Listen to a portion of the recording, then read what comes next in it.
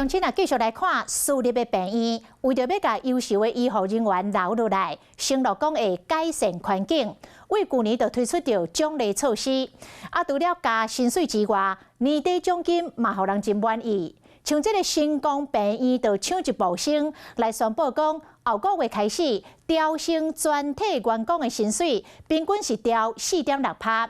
这个年底奖金更加是将近4个月。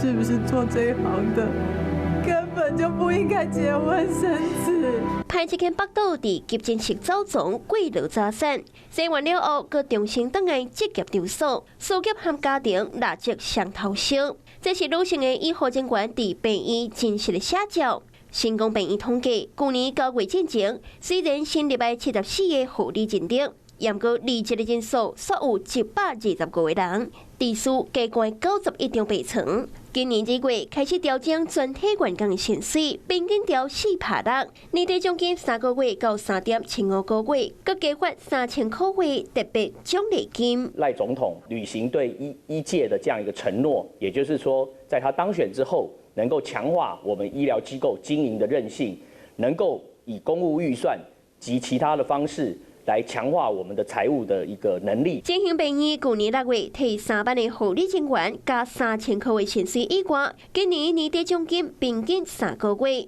马街病院去年12月加发年度特别奖励金4万元。是讲薪水有调整，也过工作环境更加是护理人员上该关心的。如果整体的职场不友善以及这个加薪的幅度并不是显著有感的话，那可能这个治标不治本那个护理荒的问题还是会持续。毛医护建议讲，每一年健保总额成长率若是达到6%以上，健保总额点的价值每一点若是无够0.95块钱，就要启动补偿的机制，才有机会让医疗机构的收入全面来提悬。今年有真侪间私立的病院拢有发奖金，都是希望会当将人才留掉嘞。